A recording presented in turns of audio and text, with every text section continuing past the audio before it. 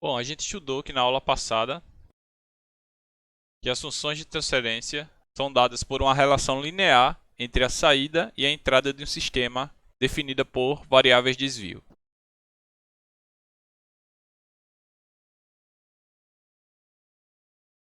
Então, é a Laplace da variável de saída pela variável de entrada, ambas com variáveis de desvio, a gente tem a função de transferência. E essa é uma relação linear. Só que a gente pode ter também modelos representativos de processos que são não lineares. Quando a gente tem modelos não lineares, a gente não pode aplicar diretamente a transformada de Laplace, porque ela é uma relação linear para obter a função de transferência. Por isso a gente tem que linearizar as nossas equações diferenciais. E a linearização ela é feita através da aproximação de cada termo através da série de Taylor. Então, se você tiver, para obter a função de transferência de um modelo, você tem que tirar as variáveis da função de entrada e de saída. Se essas equações diferenciais forem não lineares, você aproxima em série de Taylor para linearizá-las. Isso aqui é só um complemento da aula anterior. O que a gente vai estudar agora é o comportamento dinâmico. É o comportamento dinâmico de processos de primeira, segunda e de ordem superior. Então, vamos começar pelo processo de primeira ordem. O que seria um processo ou um sistema caracterizado com a dinâmica de primeira ordem? É basicamente um sistema onde a gente pode descrevê-lo por uma equação diferencial de primeira ordem. Então, aqui eu tenho essa equação diferencial de primeira ordem, onde eu tenho uma entrada U, variável de saída y. Aqui eu tenho a variável de saída, o y. E aqui eu tenho a variável de entrada U. Eu vou dividir todo mundo por A de 0 aqui, só para tirar deixar essa constante aqui 1. Tá? Então vai ficar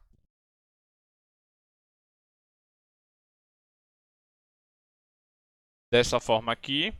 Eu vou chamar de tal A1 sobre A0, que seria essa constante aqui. E vou chamar de K, a constante que está multiplicando a variável de entrada.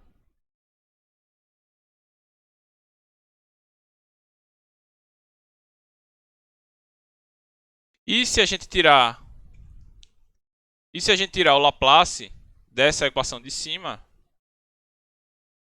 a gente tem que tal é igual a y de s menos y' de 0, tudo já em variável desvio, mais y de s, que é igual a k u sobre u de s. Tá? Em variável desvio, a gente sabe que o estado estacionário sempre é inicial, o valor inicial do estado estacionário sempre é 0. Então a gente fica aqui. Então eu vou isolar o y de s aqui e passar para lá o que sobrou. Tá? Y de s, o de s vezes k, tal s mais 1. Se a gente passar isso para cá, para achar a função de transferência, lembrando que a função de transferência é a relação da saída com a entrada, a gente tem que essa é a função de transferência de primeira ordem. Isso vai ser uma característica comum, né? Vai ser um padrão de todos os processos de primeira ordem. Ele vai ter essa conformação aqui de transformada de Laplace. Essa função de transferência ela tem dois parâmetros, K e tal. O K ele representa o ganho do estado estacionário. E o que seria isso? Esse ganho ele vai representar o quanto minha variável de saída vai mudar quando eu tenho alguma entrada. Então, o ganho ele vai representar, né, o ganho da sua variável de saída, né, o quanto sua variável de saída ela vai mudar quando eu tenho uma variação na entrada. Vejam que quando eu aplico alguma entrada aqui, eu multiplico a função de transferência pela entrada e o K ele multiplica essa entrada. Então, a variável de saída vai ser diretamente proporcional ao meu ganho. Tá? Lembrando que isso aqui é variável de desvio, então a variação da variável de saída vai ser proporcional ao K. A gente tem também o tal. Esse tal ele é a constante de tempo do processo. Né? Ele vai dizer quão rápido o meu processo vai atingir o estado estacionário. Tá? Vamos agora aplicar um degrau de magnitude m nesse meu processo, né? Então a gente tem a entrada, o de S, que é um degrau de magnitude m. Aqui está a função de transferência g de S. Vou multiplicar a de entrada pela função de transferência g de S. E o que é que eu vou ter de saída? Então vamos fazer aqui. Y de S é igual a multiplicação entre o degrau de magnitude m, a transformada de Laplace para o degrau é a magnitude do degrau dividido por S, multiplicado pela minha função de transferência, tal S mais 1. Essa é a equação para o degrau de magnitude m.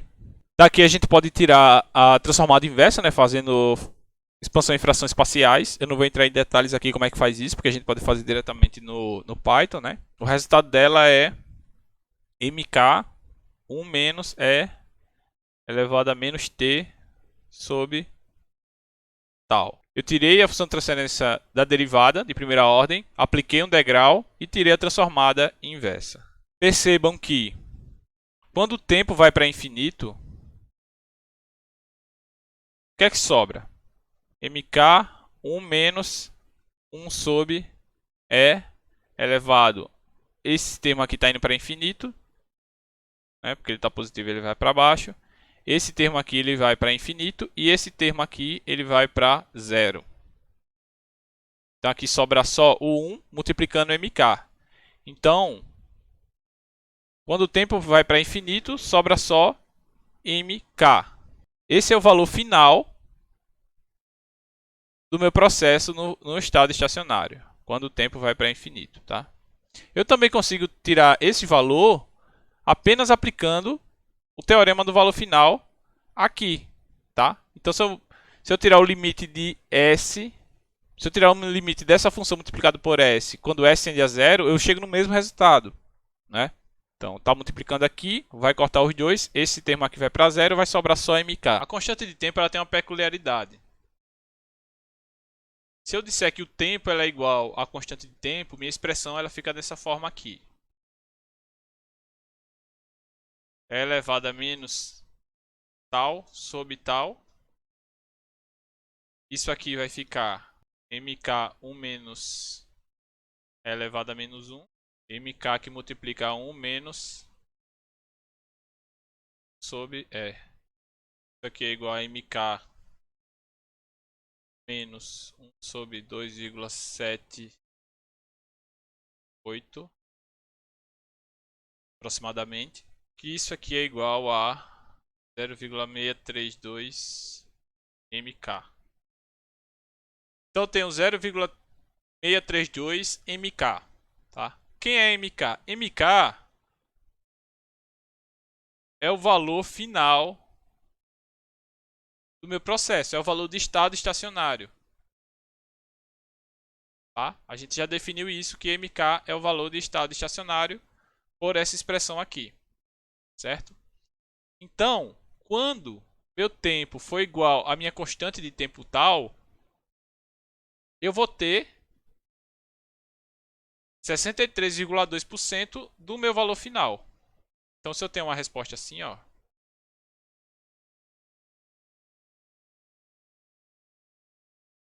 quando eu tenho tempo aqui igual à constante de tempo da minha expressão,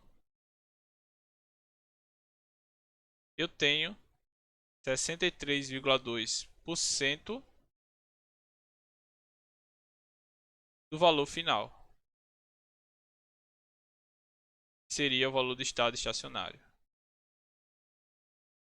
Isso aqui vai ser importante mais na frente para a gente conseguir a função de transferência a partir de dados experimentais. Tá? Vamos fazer a mesma análise agora para sistemas de segunda ordem. Então, eu tenho uma equação diferencial de segunda ordem.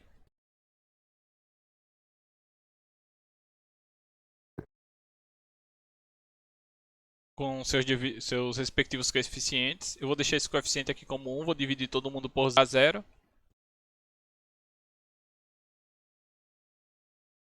Para a segunda ordem, eu vou definir ele um pouco diferente. Eu vou fazer que esse primeiro coeficiente aqui ele vai ser tal ao quadrado. Esse segundo coeficiente aqui ele vai ser uma multiplicação 2 vezes o fator de amortecimento vezes tal. E esse valor aqui vai ser o ganho. Substituindo, a gente tem que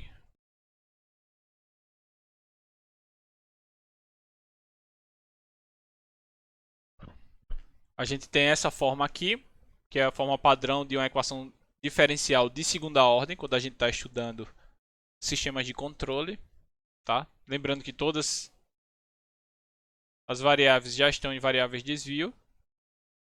E a partir daqui a gente desenvolve.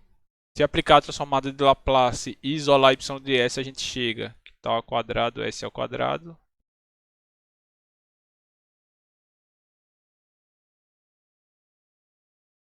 Vezes o de s.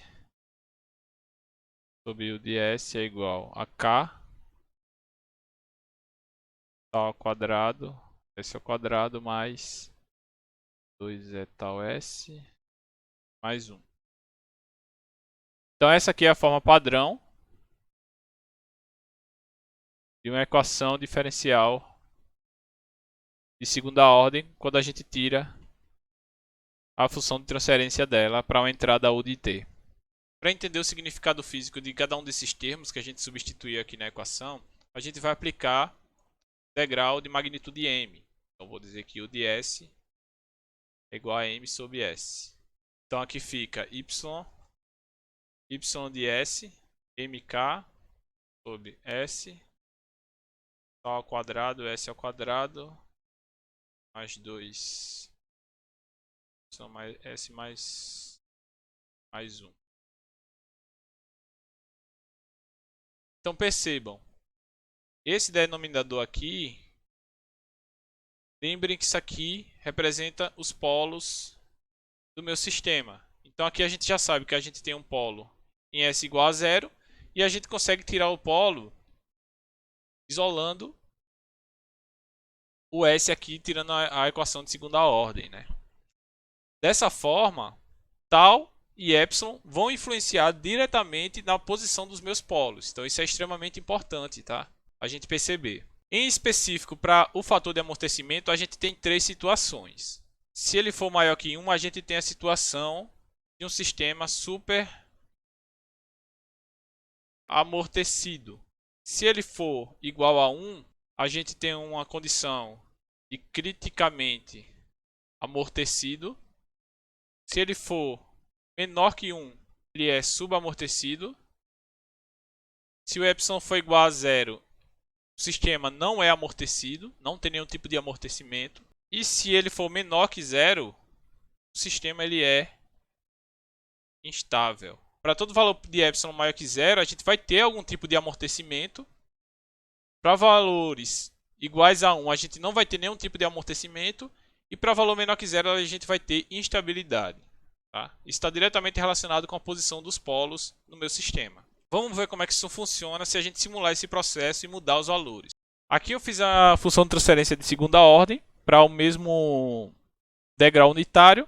Aqui a gente tem 1 sobre, eu coloquei o tal como sendo 1, s ao quadrado, mais 2 vezes o tal vezes o e, que eu vou colocar inicialmente como sendo 0, tá? O epsilon ele é inicialmente 0. A gente espera que quando o epsilon é igual a 0, a gente não vai ter amortecimento nenhum no meu sistema. Então vamos rodar aqui para ver o que acontece. Então vejam que a gente só tem oscilação, a gente não tem a parte exponencial, né? Isso se dá porque a gente não tem parte real nesse polo aqui. Se vocês isolarem o S, não vai ter parte real, só vai ter parte complexa, tá? Por isso que a gente só tem a função senoidal. Vamos aumentar esse valor aqui agora para 0,5, o valor do fator de amortecimento, para ver o que acontece. Então veja que aqui a gente tem tanto uma parte oscilatória, né, tanto senoidal como exponencial, para a perturbação que a gente utilizou, degrau, né? Então esse é o sistema aqui subamortecido. Vamos aumentar mais esse valor aqui agora para 1, para ver a terceira condição, que é a condição de criticamente amortecido. Criticamente amortecido é dessa forma aqui. Se eu aumentar esse valor para maior que 1, o que é que a gente vai ter? Vamos colocar aqui 2. A ideia é que ele fique com mais amortecimento ainda, então o sistema ele vai demorar mais para ir para o estado estacionário e não vai ter a mínima oscilação. Que ele vai ser puramente exponencial. Veja que não tem a parte senoidal aqui. Quanto mais eu aumentar o amortecimento do meu sistema, mais lento ele ficará. Veja que está em 10 e está longe de estabilizar, né? Colocar 5 aqui, rodar tudo de novo. Está mais lento ainda, tá? O criticamente amortecido ele não vai ter parte oscilatória, né? Vai ser o limite.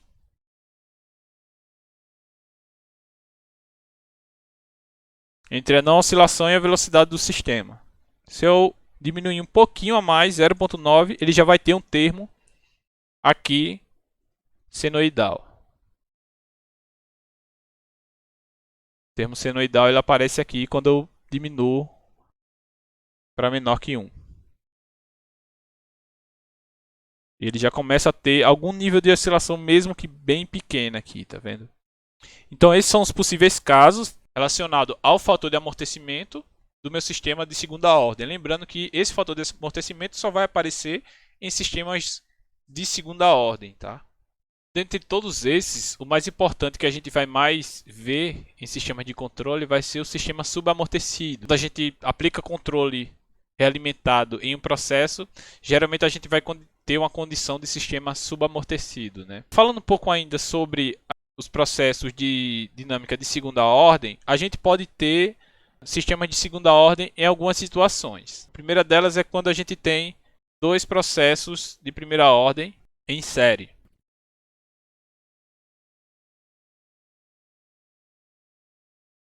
Então, se esse for de primeira ordem e esse também for de primeira ordem,